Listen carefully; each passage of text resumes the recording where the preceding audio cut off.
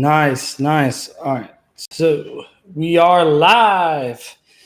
All right, guys. It is week 3 of the 10K challenge training. Thank you so much for everyone that watches this. Guys, and again, thank you for all the support, feedback, everything that you guys have been giving me. It means a lot to me. And I couldn't be more happy to be doing this for you. And I truly, I want you to be doing this, taking action. Someone needs to win this thing. So I can fly you out here to Miami, I'm going to take you out to dinner. We're going to map you out an actual business plan, go out there, start crushing it in this business. And I want to meet you. So hopefully one of you that are on here will win this thing. All you got to do is take the action. All right. So what I'm going to do now, bear with me 1 minute. And we're going to get started. All right.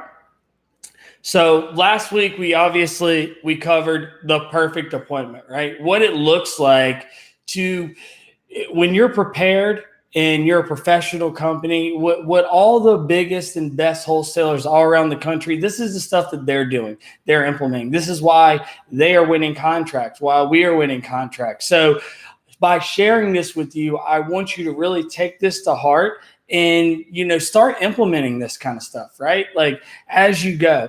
Right now, though, the main focus is getting to that $10,000.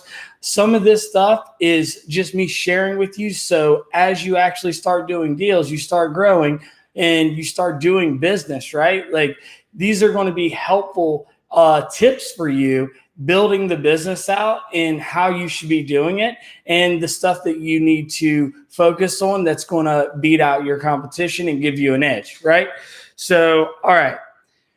This week, we're going to be going over the common objections that you're going to get from a seller. When you go to the appointment, we talked about it last week. We talked about the actual appointment, giving the offer. And then I promise you this week, we're going to go into how to overcome some of these objections that you're going to hear consistently, right? So, these don't go away. You're always going to be getting objections. And knowing how to handle that and move past it and get the seller on board with you, that's going to lead to you signing way, way more contracts. So this stuff is very important. Pay close attention. Make sure that you're taking notes. And we're also going to get into actually starting the title process as well. We'll talk a little bit about that. But basically, the main part of this is going to be the objections because that's huge. That's going to really be helpful for you as you're trying to get to this $10,000. And also next week, Part 4, which is going to be the final part of the training, we're going to dig deep into the cash buyer side, finding the buyer, how to negotiate with the buyer, how to set all that up, and we'll go deep into that as well. So this week, let's start with some of the objections that you're typically always going to hear, and I'll start working my way through them. Obviously, like always, I have a bunch of my notes here just to make sure. It's a lot of stuff to cover. I want to make sure I don't miss anything. Obviously, I could just go straight off the top of my head, but just like anyone, we're human, we make mistakes, so I'm going to miss stuff, and I want to make sure I cover a lot of this for you, all right? So this is this one right here, you're going to probably hear more than any other one, right? And this is, I have other investors coming to see the property. I want to hear other offers, basically, is what you're getting, right? So when this happens, what I want you to do is not in a rude, a disrespectful way at all. I want you to act slightly insulted or offended, just slightly, all right? Not too much, but it's almost like, whoa, like, hey, Mr. Seller, like, where'd this come from? That kind of approach, but in a very respectful way. Then what you're going to do when you hear this objection is you're going to start getting into the other investors. You're going to be I don't want to say discrediting them, but outlining why you're a better fit than going with them, right? So making sure that you hit them with the, hey, Mr. Seller, I'm sure everyone hears these. If you ever listen to the radio, you hear these ads about these seminars that are always coming to town and everything else. So the majority of these other investors out here are the people that went to a seminar for a weekend. They get started doing this business. They don't even really know what they're doing. Most of them don't even have any money. And this is interesting, right? Because this actually might be some of you watching this. But use this to your advantage, right? Because this isn't you. Right? On the surface, you might think, oh, well, that sounds like me, but it's really not, because you're listening to stuff like this, which is absolutely completely different, higher level, more advanced content than you're ever going to hear at any of those seminars. So you're really not that person, even if you think that you are. All right. So that's what you're going to get into. You're going to let them know, I'm a professional. I'm an expert. I understand this business. I understand this market. I came to you. I came prepared. I'm showing you all the data. I'm showing you the comps. I'm showing you exactly how we arrived at the offer, being very transparent. So you're really, I'm not saying discrediting them, but you're just outlining why you are better to work with than them, right? Like, you're an actual expert in this business. You know what you're doing. You can just go to a seminar over the weekend and decide you're going to start buying houses, right? So, and then also one of the things we like to do is, just also say, so obviously, Mr. Seller, look, even the real investors, right? I mean, an investor is an investor. They're all going to basically be around the same price. Okay. At the end of the day, we have a proprietary buying process, which always allows us to pay a little bit more, right, through our strategy. So, I mean, at the end of the day, like, why go through all the hassle and stress and dealing with all these many different people that are going to come in here, try to hard sell you, try to close you. I'm being very honest and open with you, showing you exactly how we arrived at the offer. We're here to solve the problem at hand. Why go through all the other stuff with them? And we typically don't get into like the bidding wars or anything like that. We hold ourselves to, a standard, right? And, when we came out here, we had no idea that other people were going to be coming. We thought we were coming just to deal with you, and that we were going to be able to provide you a solution and buy this house. All right. So does that make sense, guys? Also, I like to, so look, also circle back to kind of like being offended, depending on how they're reacting to all this other stuff that you're telling them, right? And, really ask them, just be straight up with it. Like, honestly, Mr. Seller, is it me, the company, or something that I did? I mean, really ask them just straight up. I'm being very open and honest with you. I just want to know if it's something that I did, the company, did, some kind of perception, what's really going on here, and just kind of ask them if there's another objection that might be lingering in the background as well. And then you can bring that to the forefront and overcome that as well. Does that make sense? All right. So another thing we like to do with this kind of objection is, look, you have a willing and able buyer right here in front of you. All right. I'm ready to make a deal. I'm ready to solve any problem that you have. We're a credible company. Obviously, I've shown you all this stuff, built all this credibility. You've built all this rapport with the seller. And if you've done it the right way, then you have built a level of rapport with them. So you're telling them, look, you have a willing and able buyer right here in front of you. Knowing everything that we just discussed, why does it even make sense to keep going through this same thing over and over again when you have the best right here in front of you, that when you sign that contract, you have a deal. You don't have anything to worry about. You're not stressing out. You're not having any more sleepless nights. That's it. All right. You're locked in. We're buying this property. You're done. You can worry about other stuff that you need to worry about, and this is off your plate. Okay. All right. So let me pull this up really quick.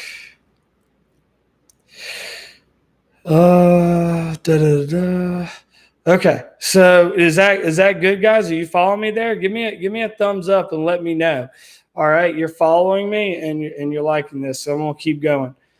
Okay, so the next one that you're gonna hear a lot, I need to talk it over with my wife, my husband, a family member, someone, right? I need to talk it over with someone, and that may or may not be true. And they might just be saying that because there's something else going on, like they want to get other offers and they're not just being honest with you about that. It could be a many other objections or, things going on there of why they say this, or it could just be on the surface what it is. They really do need to discuss it with their wife, their husband, or whoever. Okay. So what I always try to do when they hit me with this, and what we train our salespeople is, first be very understanding of that. All right. Like, don't be like, oh, you don't need them. I mean, don't be rude, disrespectful. Be understanding and appreciate it. Okay. Appreciate it. Show it's like, look, Mr. Seller, I can appreciate that, Mrs. Seller. And I completely understand where you're coming from. But now what you're going to do is there any way that they're available right now where we could both discuss this and just kind of go over everything with them?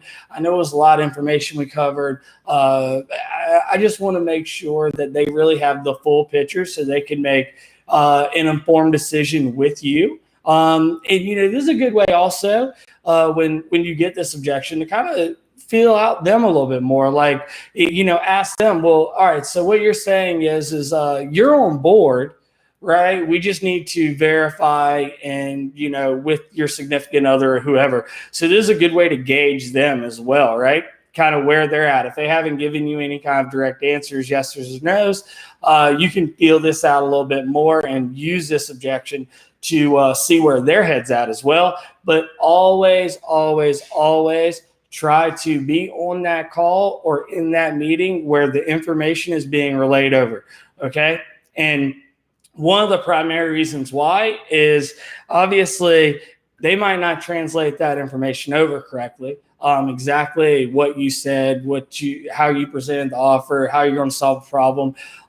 They might not be good at sales, right? And if they are bought in, then essentially, maybe the husband or the wife might not want to sell. So they're really selling them on this if they want it to happen, right? So they might not be good at sales, and this isn't going to help you, right? So if obviously if they suck at relaying the information to them and not being very convincing or not doing it the right way, then that's not helping you convince that other significant other or that family member into being on your side and understanding exactly what's going on here so they can sell. So keep that in mind as well.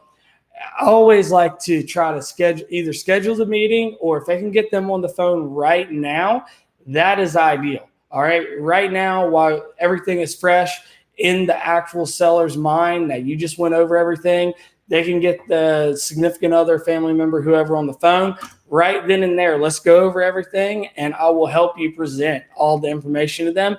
And I'm there to answer any questions that they have. Okay. Instead of playing all this back and forth, you to me, you to the other person, let's just all get together. All right. And see how we can make this work. And that's always the best way to approach those. Okay. All right. So another one that you're going to get a lot, and this one right here will probably scare many of you that are brand new. It's not a big deal. It's completely normal. You're going to hear it all the time in this business. Okay. And that's going to be, I want to discuss with an attorney. All right. You are going to get this a lot. Remember, we are cash home buyers. It's already skeptical, right? Like people are skeptical of the we buy houses companies. I mean, so that's just something that you deal with, and it is not going to be, out of the ordinary at all that you hear this, that they want to go discuss this with their attorney or have the attorney review the contract. All right. You're going to get this a lot. So be prepared for it. I'm going to talk about it right now, how we deal with it. Okay. All right. So first and foremost, you want to be 100% okay with it. All right. When they tell you that, do not, I can't say this enough. Okay. Don't show any sign that you do not want them to go speak with their attorney. Okay. Any level of rapport that you built with them, the credibility, all of that can immediately just be damaged, like really, really bad, if you act like you don't want them, because then it's going to go back to the very beginning. Before you start building rapport with them, they're going to wipe all that away, and it's going to be, oh yeah, this is a skeptical company probably. Like, I mean, who really sells their house for cash like this? All this stuff is going to start coming back in their head, and you are going to. I'm telling you guys, I've seen this happen. I've heard many stories that I've had students this has happened to. Be okay with it. All right. Just be okay with it. Say, yo, I completely understand. I want to make sure that you are 100% comfortable selling your house to us. And yeah, by all means, I understand that you want to speak to your attorney about it. That's fine. He can review the contract as well. But hold on, it's going to get better. It's going to get better. All right. So point out to them that, obviously none of you probably are going to be using the, 10, 11 page realtor contract. Most wholesalers don't, right? It is truly filled with a lot of fluff that we don't need in our contract, and it confuses the seller. So you can let them know, like, all right, Mr. Seller, I know that the agreement here, it's a little bit unconventional. It's only a page or two versus this long drawn out realtor contract that if you've sold houses in the past, then you know what that looks like, or you bought houses. You got all this paperwork to do. We're really, again, like, this is out of convenience for you. We want to be convenient for you. We don't want to confuse you. All these other contracts, when you're buying a house for cash, you don't need all this fluff in there, right? We're not doing all these appraisals and surveys and all this stuff, right? So we try to make it as simple as possible for you. And, we don't want to confuse you and, just have this huge agreement that can be very intimidating in front of you. So just so you know, the reason it is the way it is because we don't want to intimidate you with all this paperwork that is unnecessary. All right. So that right there is going to bring a little level of comfort that you're explaining why the paperwork might look a little bit different than it normally would. Okay. All right. Let me see. Yeah, so this is a good one too. All right. Let them know that you pay normal closing costs, right? Like you pay cash, you pay all closing costs, but you pay normal closing costs associated with what's necessary to close the transaction. Okay. So you speaking to your attorney and having them review the contract or mark it up or, represent you in any kind of way, that's outside of normal closing costs. So I just want to make sure we're clear now, Mr. Seller, that if you do want to, speak with your attorney and have them review the contract, whatever you want them to do, I just want you to be aware from the beginning that we do not cover that cost, because you will be surprised at how many sellers will actually try to say they want to go speak to their attorney about it, review the contract, and then they try to charge you for it as a closing cost. Like, trust me, ask me how I know. We've had sellers try to do this for us to us in the past, and we're like, Mr. Seller, like, this isn't a normal closing cost. This is not a necessary cost associated with actually us buying your property, right? Like, you might feel like it's necessary, but it's really not necessary, right? So that just that alone, right? When they figure out, oh, I got to pay for this, like, you'll be surprised. That right there, just that alone, because they can have in their head that you're going to pay for that for them. Okay, so let them know that you don't. And this is the good one, right? This is the one that can really, really help you get that contract signed right then and there. Even though they want to speak to their attorney, is you can put a clause in the contract that says subject to their attorney's approval. Okay. That's just that alone. You initial it, both of you initial that in the agreement, and you let them know, like, okay, so we'll go ahead. We want to make sure that we can put our funds to the side. We know that we're buying the property. We might have to cancel some other appointments, whatever. So I want to know, like, if everything's good with your attorney, that we're on the same page, we're moving forward, and we can go ahead and prepare for this closing, right? And know that we have it in the pipeline. And 9 times out of 10, that alone, they will typically sign if you have them on board, because then it's like, all right, so you're saying if my attorney says no, that I don't have to, be binded to this agreement. And you're like, yes, obviously we would try to work through any issues that your attorney might have with the agreement. But yes, essentially that's what we are saying. All right. Let me pull this up. Awesome. All right, you guys loving this or what? Let me get water. We're gonna get into probably the one that you'll hear more, other than the first one. I got other investors coming. Your offer is too low, so we're gonna get into that one right now. All right, let me get a drink of water really quick, guys. So yeah, if your offer is too low, that's the one we're gonna get into.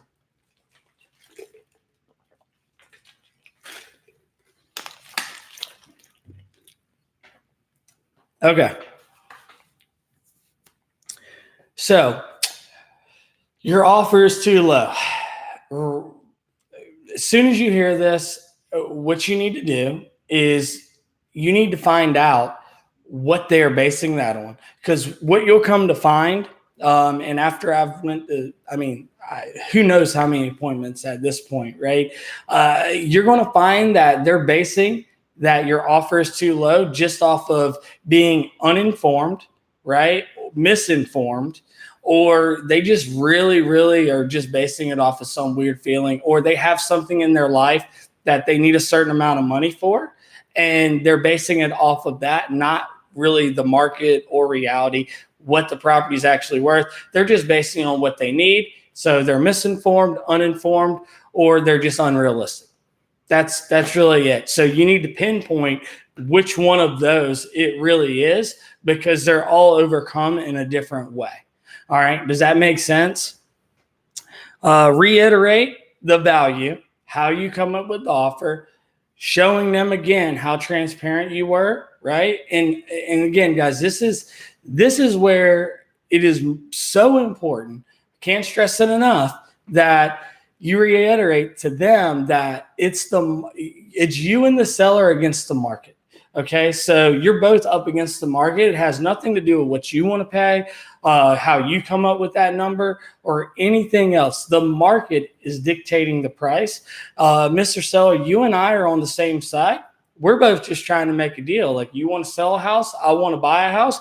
We're trying to make this work. Unfortunately, the market might not be saying that, we are where you want to be, right? Like, so that's just the unfortunate truth. Reiterate the value to them, right? So that is based on the market. Reiterate the repairs that are needed, the updates that are needed, refresh their memory with that, and start working down off of, hey, if the house was in incredible, amazing shape, it would sell for this. And then also, because, what I like to call missing costs that most people don't think about. And that is, all right, so Mr. Seller, if we don't do a deal, right, and you say you want this high price that's really, we can't find anything that it's necessarily based on. So, on average right now, because you should have REI Automator, you're going to be bringing this market data with you. You can say, okay, Mr. Seller, it looks like on average, properties in this area are sitting in the market for 70 or 80 days. Also, it looks like they're selling for about 5 to 6% below list price on average, what they're list for and what they sell for. It looks like they're selling for about 5 to 7% less. So I also want you to understand that if you have a mortgage, and let's just say it's going to take you, let's just say you can close this thing from, list to sold in 4 months, which would be pretty good in this market based on what the data is telling us for the market currently, right? So if you have a mortgage, you're going to be making those 4 mortgage payments. You're going to be paying taxes. You're going to be paying insurance for those 4 months. You're going to be paying utilities for 4 months. All this stuff adds up. And I like to call them like missing costs that no one really thinks about, but they really are associated with the transaction or not selling it. I mean, as long as you're holding that property, it's holding costs. It's really what you're looking at. It's holding costs that most of the sellers won't evaluate or take into consideration when they're factoring, selling the property to you. So those are costs too that you need to keep in mind, Mr. Seller. You're not only going to be paying closing costs and realtor commission if you list it, then you're going to be paying all these other holding costs as well. So make sure that they are aware of that, because you'll be surprised of how many sellers will overlook those costs and not take that into consideration. And that can be a game changer for you, okay?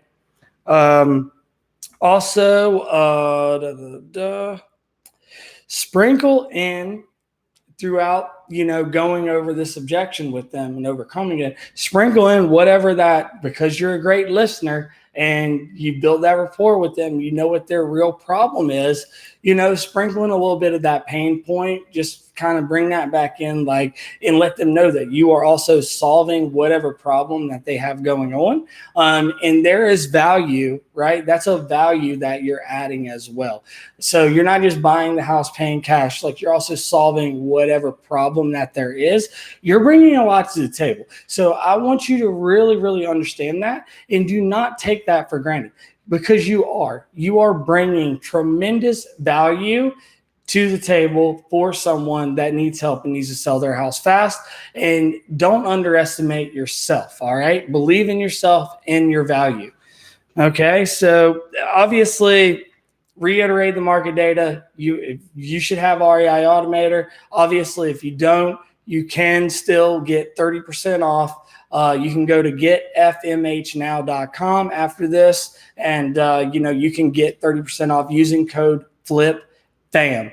You want to have that, especially as you're trying to get into this business. It will make a huge difference for you. And Sean, Terry, and I, own that software, so we would love to see you in there.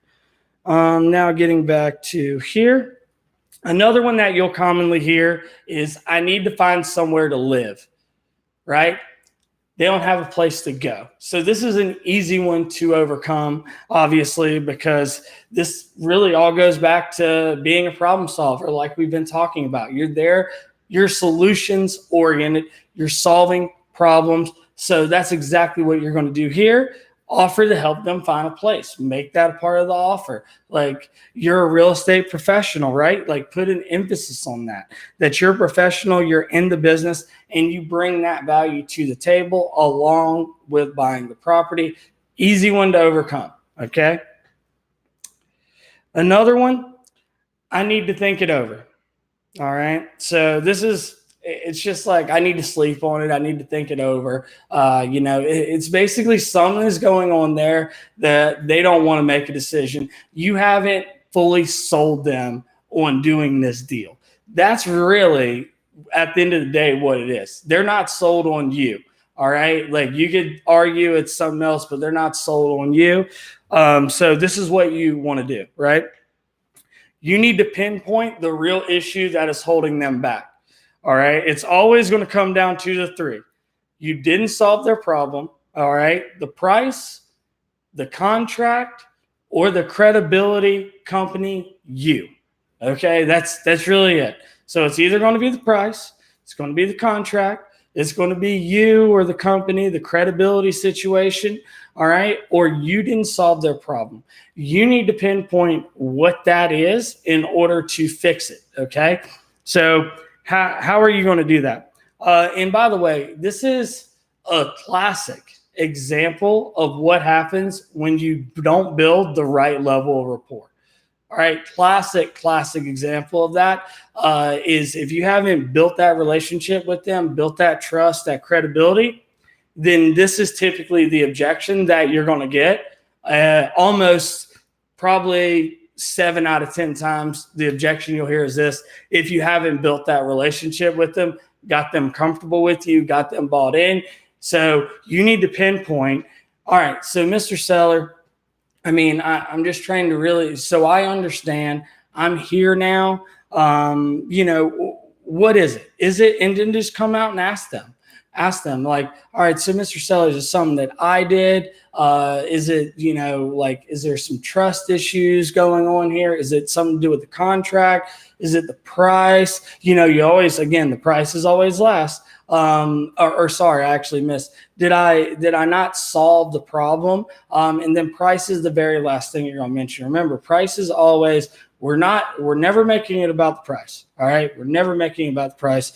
So find out what it really is that's blocking them. Okay.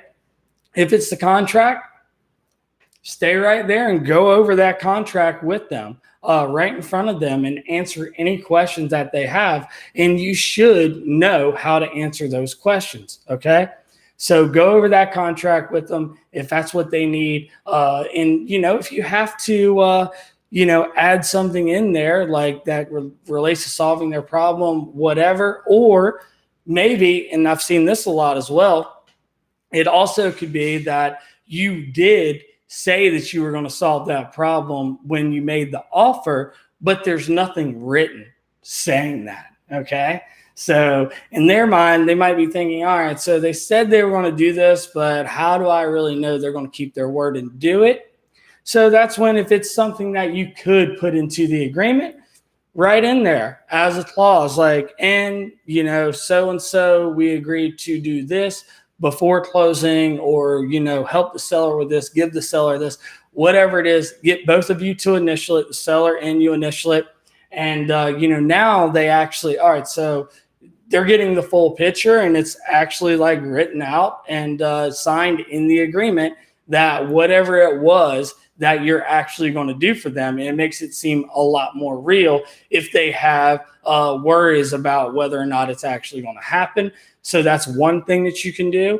And obviously, if it's you, if they have just an issue with you, and sometimes not everybody resonates, with each other. Right? People like themselves. And if you're someone that hasn't, dealt with a lot of people through your life, and if you're not a very social person, which I know there's many people out there that aren't, then it very well, and I'm not trying to put this in your head, but it could be, where they just haven't, you haven't built that trust.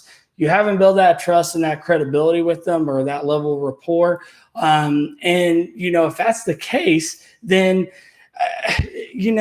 all you can do is just kind of lay your cards out there, be very honest with them, and just say, look, Mr. Seller, maybe you and I haven't seen eye to eye. You're saying that, you're not in love with me. I don't want you to hold that against, the company. And look, at the end of the day, we're here to do everything we possibly can to help you. We want to be as fair as possible. We want you to walk away as much money as you can. I want to help solve your problems. We might not see eye to eye, but I think that we can see eye to eye on that. Okay. And why wouldn't they agree with you? All right. So if they don't like you, that's about the best shot you have at actually getting them to sign the agreement. You're just, let's put our personal stuff aside. Let's look at what's in front of us. You want to see this happen. I want to see this happen. Let's just make that happen, and then we'll go our separate ways. Right? Simple enough. Fair. Seems fair. And that's probably the best shot that you're going to have to overcome that when the seller just flat out doesn't like you. All right. Okay. And look, again, it's important just to know when to shut up. Okay. It really, really is. This is a classic mistake that many people make if they don't have a sales background. They get into this business, they meet with sellers, they meet with buyers. Sometimes you just got to shut up. There's when you're building rapport, there's going to come times with certain personalities that if you let them keep talking, they will give you everything you need to know and everything that you want to hear, and then some.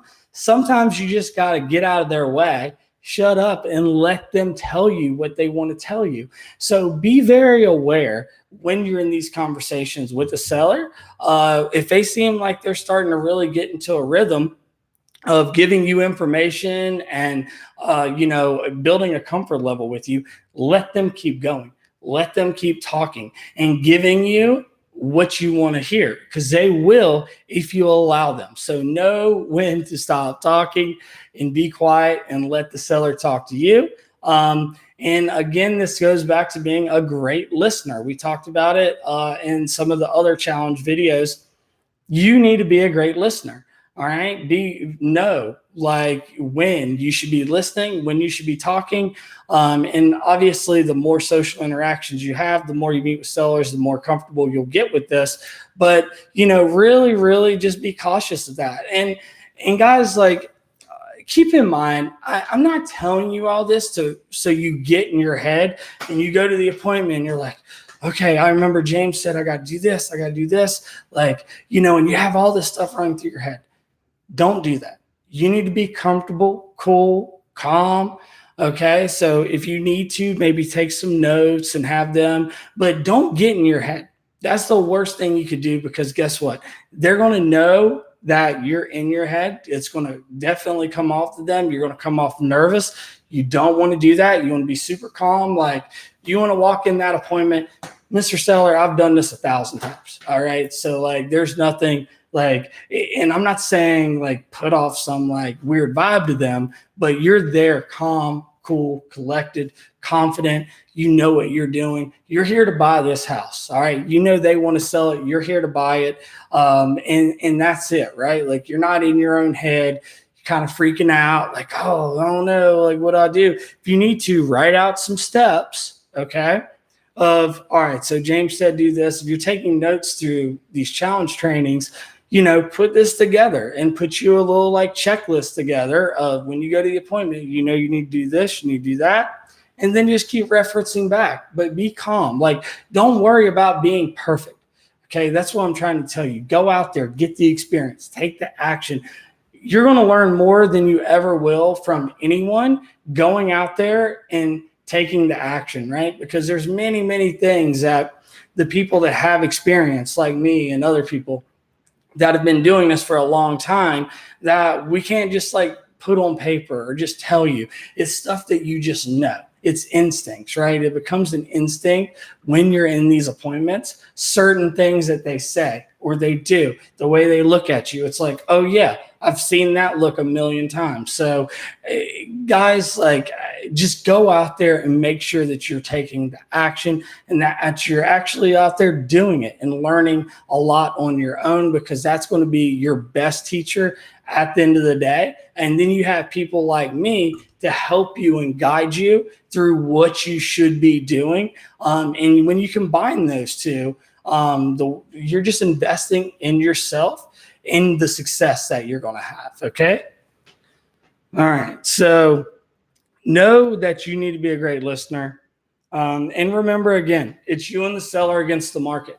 All right. You're on the same side. Like, you want them to win. They want you to win. This is the way that, it needs to be, and you need to portray it. Like, you're on their side. We're against the market. You want to sell the house. I want to buy the house. Let's work against the market and make this deal happen. All right. That's your goal, in the seller's goal. So your goals are in alignment. You should be on the same side. Right. And it's up to you.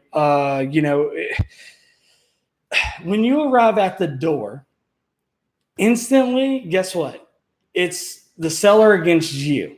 All right. Like, they're under that impression. It's the natural sales like instinct of someone to feel like if someone's trying to sell you something, which they know that you're there at the end of the day, trying to buy their house, you're trying to sell them, then their instinct is naturally that you are against them, right? You're trying to take something from them. They don't know that you're actually there to try to make a fair win-win deal. So through building rapport, you need to turn that around, right? Through all the stuff that we talked about, for the perfect appointment, you need to turn them around on your side and get them where you're both moving in the same direction. You're just both fighting against the market. All right. Does that make sense, guys? I hope it does. Make sure you drop me a like if that makes sense. Okay. So we're going to get into the title process and kind of, we're not going to go super deep into this. We're going to get it started. And the next week, we'll dig deep into actually selling the property, finding a buyer, and then closing title and cashing that check, right? Cashing that check, baby. That's what I'm talking about. Okay. So check your state. Find out if you're in a state that is a closing attorney or a title company or both. Some states only do one or the other, and then some states do both. Here in Florida, we have both. We can do either or, and we have done both, and we still do both. We have for many years. So we have a really, really close relationship with a couple title companies in town. And then right now, primarily, we use our attorney.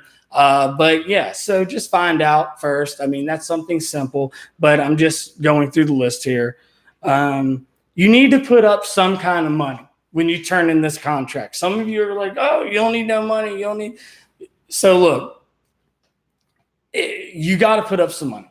That is what makes this a binding agreement. Even if it's $10, right? You could even put up $1, something. I highly suggest that you actually put up at least $50 or $100. In my opinion, if you're confident it's a deal, because if you have, like I said, if you have REI Automator, you're looking at the numbers through Offer Automator, you should know whether or not you actually have a deal or not.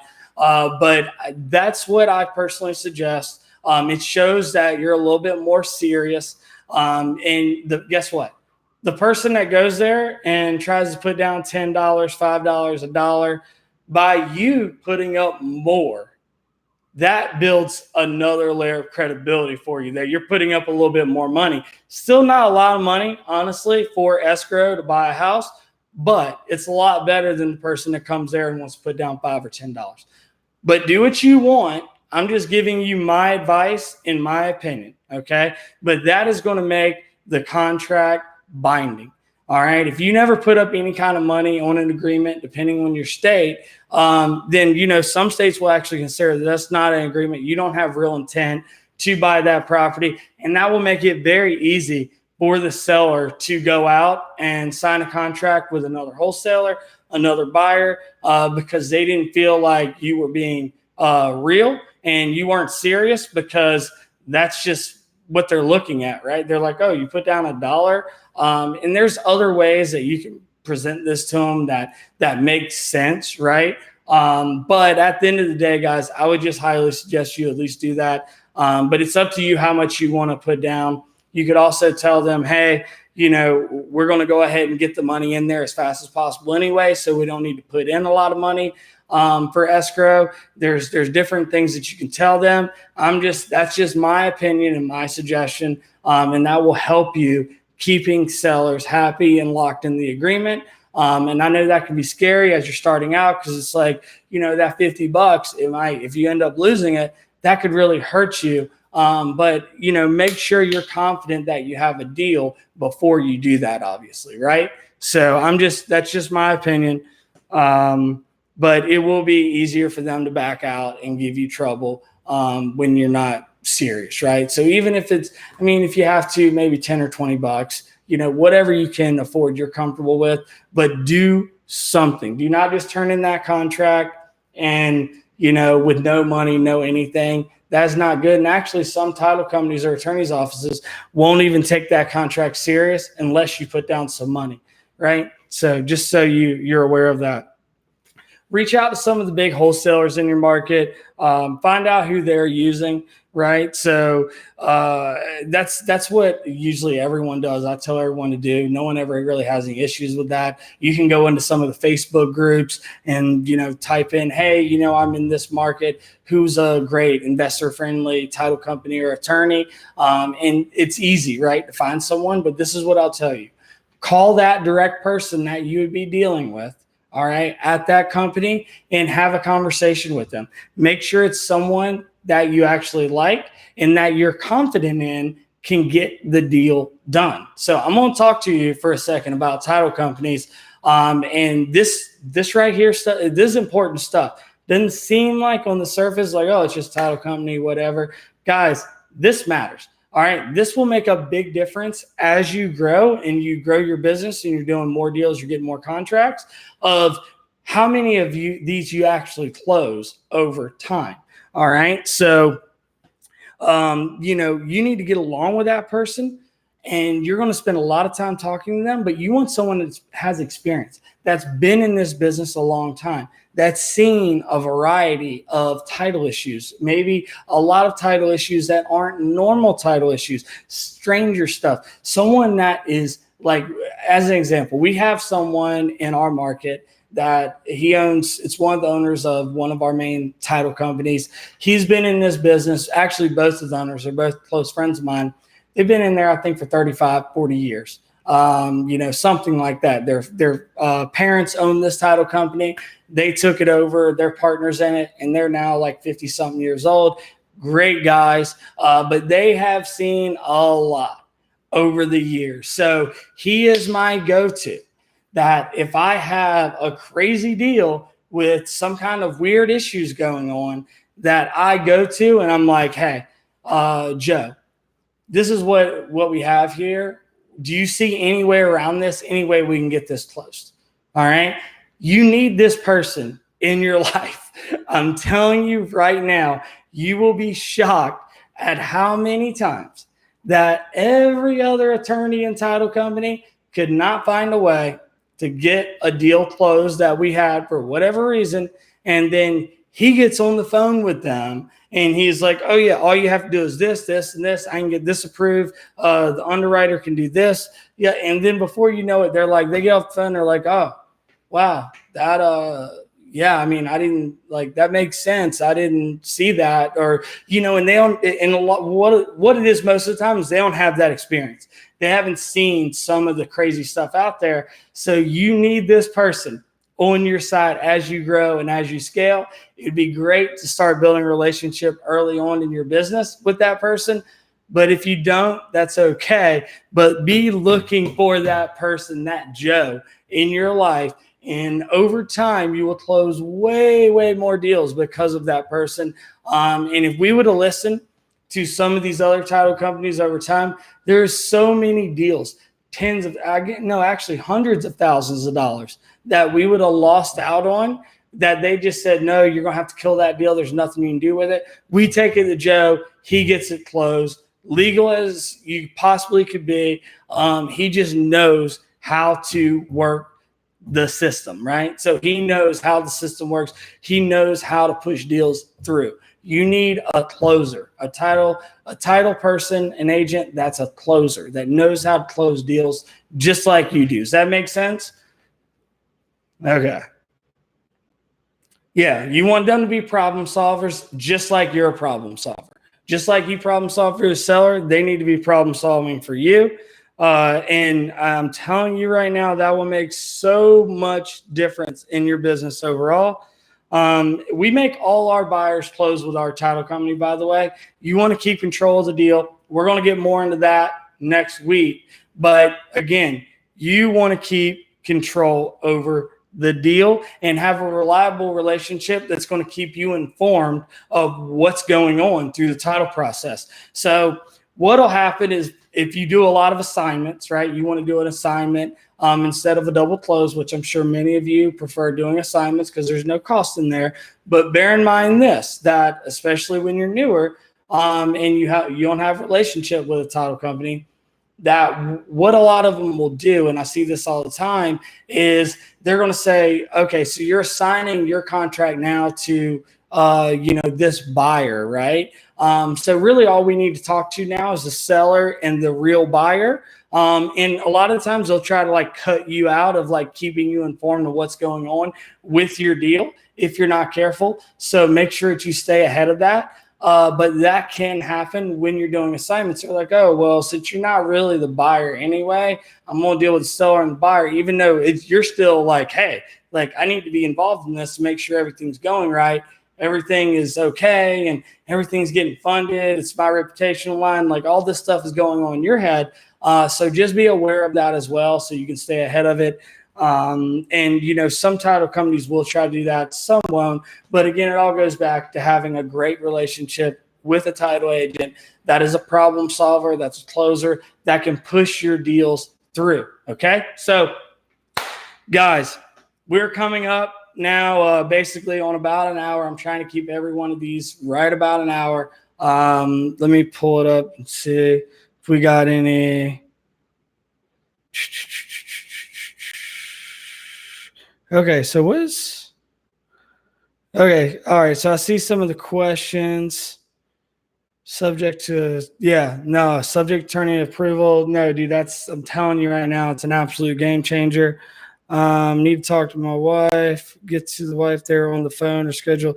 Yeah, so exactly. You just want to schedule an actual time. If you can't get her on the phone right then and there, or him, if it's a husband, whatever, if you can't get them on the phone right then and there, schedule a time to be there physically in person or get them on the phone. But I prefer, if you can, to actually get them in person. All right, that'll be face to face. Get them in person if you can. Memorandum of contract. So obviously, if you want to protect yourself, I don't know the laws in every state, but you can record with the city, a memorandum of your agreement. So you're basically putting the city or, the world on notice that you have equitable interest in this property.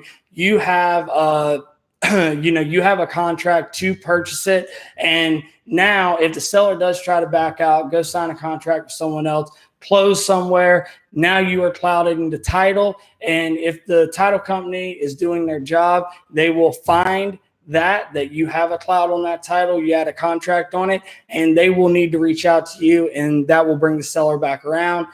Especially, again, I talked about this the other day on Instagram Live. If the seller is ghosting you, this is definitely something that you want to do, right? So you're basically saying, hey, I'm willing and able to execute on this agreement. And the seller is defaulting on their side of this agreement. So I'm just letting you know that I'm still here. You're clouding the title, and then they will have to go back to you. All right. So one way or the other, so you have to actually release that. All right. You have to actually release it, sign a release of that contract for them to legally be able to sell that property to someone else, or you get them to just sell the property to you, which is obviously what you want. Okay. So, I'll get into that even further next week when I talk about the buyer stuff, because next week we're going to basically go over, all right, now we've talked about the seller stuff. We know how to lock up a deal. Now we're going to go out and find a buyer. We're going to negotiate with the buyer. We're going to lock up a contract with the buyer. We're going to turn that into the title company or an assignment, right? And we're going to get that baby closed. That's it, guys. Like, now we are going to get this baby closed. We're going to start cashing checks, right? That's what it's all about. That's what you're here for. You want to make money, all right? So, guys, do me a favor. Make sure, as you watch this, I know a lot of you didn't make it on live, drop me a like, drop me a comment, show me some love, spread the word about this. Next week, guys, it is the last 10K challenge training. All right, so this is the last one. Show me some love, spread the word for me. I want to help as many people as I possibly can with this. I hope you're enjoying it. I truly, truly want to see you guys be successful and crush this business.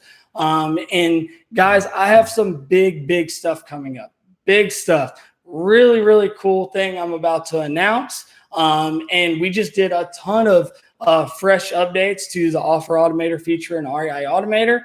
We have some brand new features that are being announced for our REI Automator, and many more cool things that we're going to be doing to it and making that better, and new products, events, stuff that's coming out. So do me a favor, guys. If you haven't already, get REI Automator. I want to have you in there. Sean Terry would love you in there as well. You can get 30% off. The details will be below in the description. So all you got to do is go to getfmhnow.com, use code FLIPBAM, and you'll get 30% off. But anyway, look, I love you guys. Use this information. Go out, take the action. We're now 4 weeks into this training, right? So from the time I started it to now, we're 4 weeks in. Next week will be our 5th week. All right. I want to, guys, let me know about some results, some wins, what you have going on, what you've been doing since we started the training. Keep me informed. Let me know. Make sure you're following me on Instagram because I'll keep you guys updated on a lot of stuff over there as well. So again, drop me a like. Make sure you subscribe. I love you guys. I will see you next week right here, Thursday at 5. Peace.